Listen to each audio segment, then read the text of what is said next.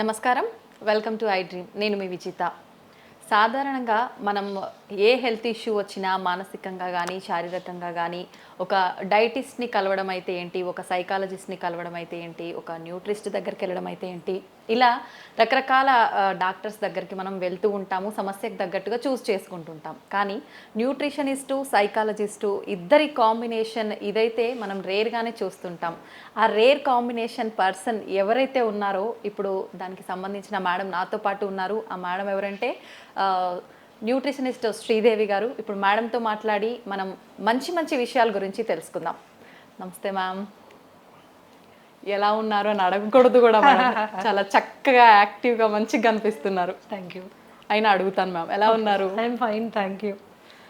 Ma'am, కొంచెం LDL fat పెరిగింది అనగానే చాలా టెన్షన్ పడిపోతుంటారు. వెంటనే డాక్టర్ని కలవాలి, అమ్మో నాకు ఏమైపోతుందో అని చెప్పి హడావిడి చేస్తుంటారు. నిజంగా దాని గురించి అంత భయపడాలంటారా మ్యామ్? యా, ముందు మనం ఎల్డిఎల్ ఫ్యాట్ గురించి మాట్లాడుకునే దానికంటే ముందు అసలు కొలెస్ట్రాల్ అంటే ఏంటి, ఆ కొలెస్ట్రాల్ పేరు చెప్పగానే చాలామంది భయపడిపోతుంటారు. అదేదో చాలా క్లిష్టమైన లేకపోతే వెరీ బ్యాడ్ మెటీరియల్ అన్నట్టుగా బిహేవ్ చేస్తూ ఉంటారు, అవగాహన లోపం మూలాన. కొలెస్ట్రాల్ అనేది ఇట్స్ అ వ్యాక్సీ సబ్స్టెన్స్, ఒక రకమైన కొవ్వు పదార్థం. ఈ కొలెస్ట్రాల్ అనేది మనకి చాలా ఇంపార్టెంట్ అయిన సబ్స్టెన్స్ అన్నమాట. ఎందుకంటే శరీరంలో ఉత్పన్నమయ్యేటటువంటి విటమిన్స్ కానీ అలాగే మనకి కొన్ని రకాలైన హార్మోన్స్ కానీ కణాల చుట్టూ ఉండేటటువంటి సెల్ మెంబ్రెయిన్స్ కానీ వీటన్నిటి ఉత్పత్తిలో కొలెస్ట్రాల్ది ప్రముఖమైన పాత్ర. అండ్ ఈ కొలెస్ట్రాల్ అవసరంలో 80% కొలెస్ట్రాల్ శరీరం తనకి తాను తయారు చేసుకుంటుంది. 20% మాత్రమే మనకి ఆహారం ద్వారా వస్తుంది. కానీ కొన్ని రాంగ్ ఫుడ్స్ తీసుకున్నప్పుడు ఆ శాతం పెరిగే అవకాశం ఉంటుంది. ఈ కొలెస్ట్రాల్ ఏంటంటే శరీరంలోని అన్ని భాగాలకి ట్రాన్స్పోర్ట్ అవ్వడం చాలా ఇంపార్టెంట్. అలా ట్రాన్స్పోర్ట్ అవ్వడానికి since it is not water soluble, నీళ్ళల్లో కరగదు కాబట్టి బ్లడ్లో వెళ్ళాల్సిన అవసరం ఏర్పడుతుంది. అయితే ఈ బ్లడ్లో ట్రాన్స్ఫర్ చేయడానికి కూడా దానికి ఒక రకమైన ప్రోటీన్ అవసరం. ఆ ప్రోటీన్ని వెహికల్గా తీసుకుని బ్లడ్లో ట్రాన్స్పోర్ట్ అవుతుంది. దాన్ని లైపోప్రోటీన్స్ అంటారు. లైపోప్రోటీన్స్ 2 రకాలుగా ఉంటాయి. ఎల్డిఎల్ ప్రోటీన్ ఒకటి, హెచ్డిఎల్ ప్రోటీన్ ఒకటి. ఎల్డిఎల్ అంటే low density lipoprotein, HDL is high density lipoprotein. మరి ఈ ఎల్డిఎల్ని ఎందుకు మనం బ్యాడ్ కొలెస్ట్రాల్ అనుకుంటాము, ఎందుకు దాని పేరు చెప్పి అది కొద్దిగా ఇంక్రీజ్ అయినప్పుడు ఎందుకు భయపడతాం? కారణం చాలా సింపుల్ అమ్మ.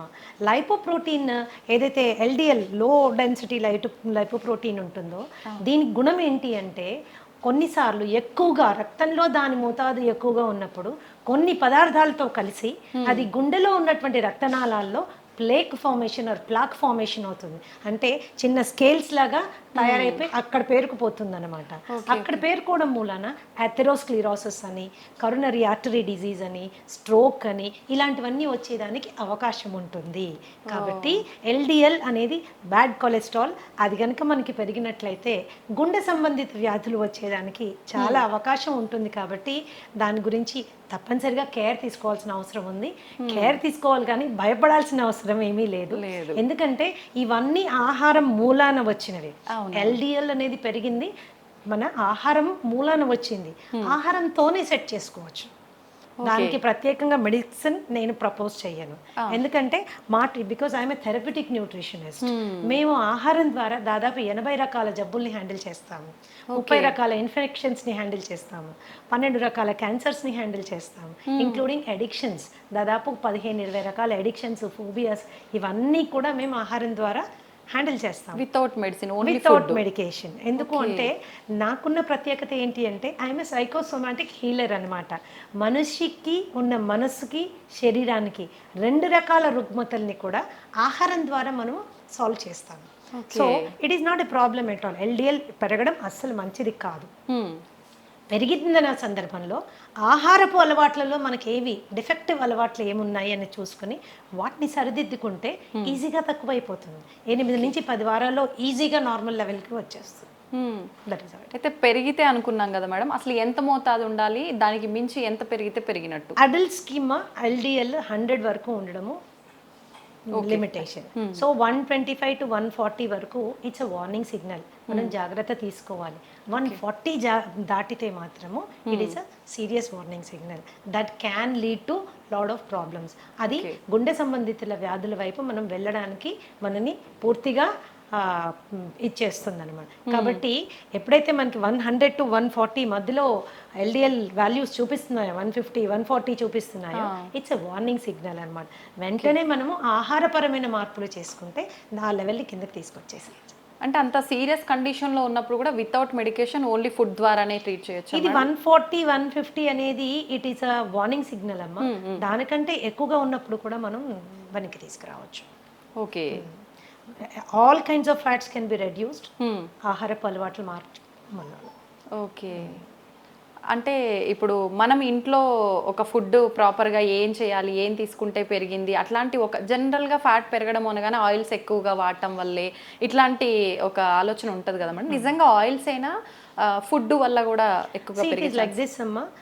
మనం తీసుకునే ఆహారంలో చాలా పదార్థాలు తీసుకోకూడనివి ఉన్నాయి, కానీ మనకు అలవాటు అయిపోయింది. అది అలవాటు అయిపోయింది. ఒక్కసారి తింటే ఏమవుతుందిలే అనుకుంటాం, ఇవి ఒక్కసారే అనుకుంటాం. ఆ ఒక్కసారి కాస్త అలవాటు కింద మారిపోతుంది. ఫర్ ఎగ్జాంపుల్ ఎల్డిఎల్ కొలెస్ట్రాల్ మనం కనుక తీసుకుంటే all kinds of you know trans fats అంటాం. అంటే మార్జరీన్ ఎందులో వాడతాము? మన పఫ్ మేకింగ్లో, పిజ్జా మేకింగ్లో, చాలా వాటిలో, నాట్స్ అండ్ పిజ్జా, చాలా బేకరీ ఐటమ్స్లో మార్జరీన్ వాడతారు. అలాగే Dalda is hydrogenated oil. Dalda కూడా, ఈ డాల్డా ఇలాంటివి ప్లస్ బ్రెడ్ స్ప్రెడ్స్ ఇప్పుడు చాలా వచ్చేస్తున్నాయి. ఈజీగా స్ప్రెడ్ అవుతుంది, ఇది సంతోషపడిపోతాం. అది ఈజీగా ఎల్డిఎల్ పెంచేస్తుంది, ఈజీగా కొలెస్ట్రాల్ పెంచేస్తుంది. సో ఇలాంటి కొవ్వు పదార్థాలు మనకి they will do lot of harm అన్నమాట. అలాగే ఈ ఆల్ కైండ్స్ ఆఫ్ జంక్, మైదాతో తయారు చేసినవి. ఇంకొకటి రిఫైన్డ్ ఆయిల్ మీద కూడా చాలా రీసెర్చ్ జరిగింది. రిఫైన్డ్ ఆయిల్ కూడా గుండె సంబంధిత జబ్బులు రావడానికి, ఎల్డిఎల్ పెరగడానికి కాంట్రిబ్యూట్ చేస్తోంది అని సపోర్ట్ చేయడానికి చాలా రీసెర్చ్ ఉంది. చాలా రీసెర్చ్ ఉంది. ఎప్పటి వరకైతే మనము గానుగు నూనెల మీద మనము వంట చేసుకుంటే అలవాటు ఉండిందో అంతవరకు గుండె సంబంధిత జబ్బుల సంఖ్య ఎస్పెషల్లీ ఇన్ ఇండియా చాలా తక్కువగా ఉండేది. గుండె జబ్బు అంటే అది డబ్బున వాళ్ళ జబ్బు అనేవాళ్ళు, కానీ ఈ రోజు ఏంటంటే ప్రతి ఒక్కరికి వచ్చేసరికి అందుబాటులో ఉండే వస్తువులాగా అయిపోయింది. ఎందుకంటే ఫాల్టీ ఈటింగ్ హ్యాబిట్స్ అనమాట. ఆ హ్యాబిట్స్ మూలాన మనకి వచ్చింది. అలాగే రెడ్ మీట్ బాగా ఎక్కువ తినేవాళ్ళు, మటన్, బీఫ్, పోర్క్ ఇలాంటివి చాలా ఎక్కువగా, అంటే వారంలో ప్రతిరోజు తినేవాళ్ళు, అధిక మోతాదులో తినేవాళ్ళు, వాళ్ళల్లో కూడా మనకి తేడాలు కనిపిస్తాయి. వీటిని తగ్గించుకోవాలంటే పీచు పదార్థం ఎక్కువగా ఉండే ఆహారం తీసుకోవాలి. అంటే fresh fruits, vegetables, nuts, seeds ఇలాంటివి తీసుకుంటే ఏమవుతుందంటే ఎల్డిఎల్ లెవెల్స్ తగ్గుతుంది. మామూలుగా రోజు తీసుకునేటటువంటి రీఫైన్డ్ ఆయిల్ని మార్చి గానుగు నూనెలు మనం తీసుకున్నప్పుడు కూడా ఎల్డిఎల్ లెవెల్స్ ఈజీగా కంట్రోల్లోకి వచ్చేస్తాయి. ఓకే. అంటే డైలీ రొటీన్ అనేది మనం ఒకటి ఫాలో అవ్వాలంటారు మేడం, అంతే కదా? కొలెస్ట్రాల్ డైలీ రొటీన్ అంటే నేనేం చెప్తానంటే డైలీ రొటీన్ కంటే కూడా డైలీ తీసుకునే ఆహార పదార్థాలని మనం ప్రాపర్గా సెలెక్ట్ చేసుకోవడం చాలా ఇంపార్టెంట్.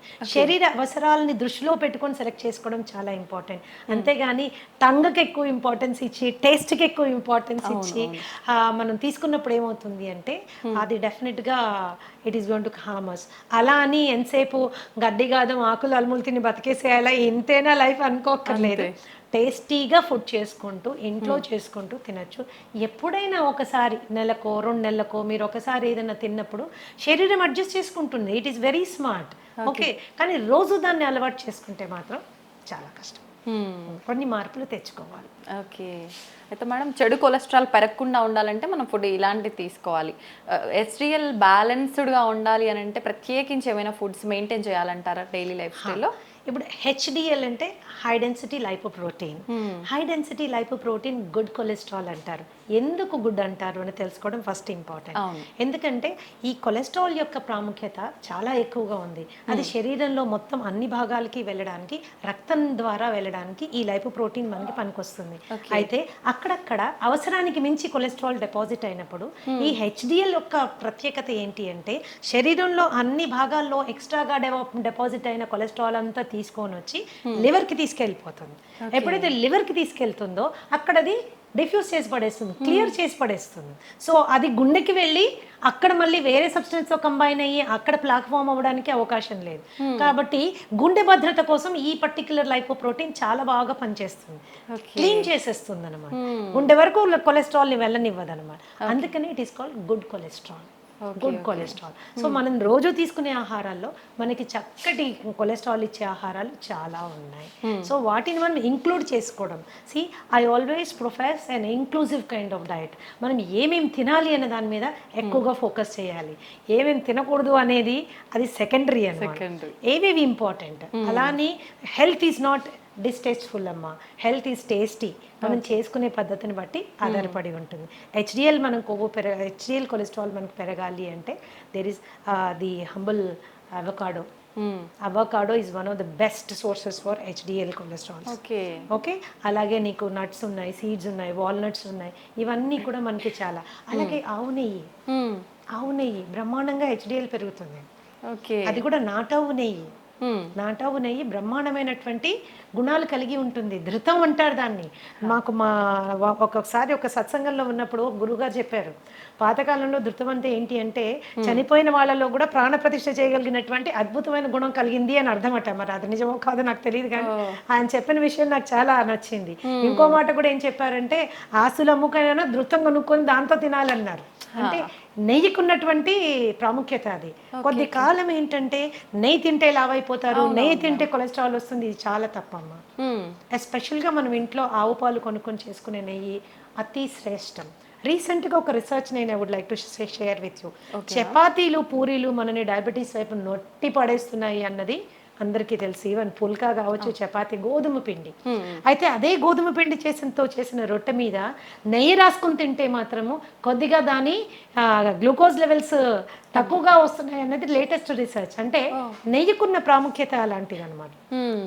మనం ఇంట్లో తయారు చేసుకునే వెన్నపూస, మజ్జిగ జల్లికి వచ్చే వెన్నపూస, లేకపోతే మనం ఇంట్లో తయారు చేసుకునే నెయ్యి, ఇవన్నీ చాలా they are very good fats అనమాట. హెచ్డిఎల్ లెవెల్ పెరగడానికి చాలా చాలా బాగా పనిచేస్తాయి. సో ఇట్లా మనము కొద్దిగా అవగాహన పెంచుకుంటే అంత లైఫ్లో పెద్దగా కాంప్రమైజ్ అవ్వాల్సింది ఏమీ లేదు. అంత కాంప్రమైజ్ అవ్వాల్సింది ఏమీ లేదు. చిన్న చేంజెస్ మాత్రమే, చాయిసెస్లో చిన్న చేంజ్ చేసుకోవాలి. ఏది మనకి కావాలి, ఏది మనకి వద్దు, ఈ చిన్న చేంజెస్ చేసుకుంటే కొలెస్ట్రాల్ ఇబ్బందే కాదు అసలు.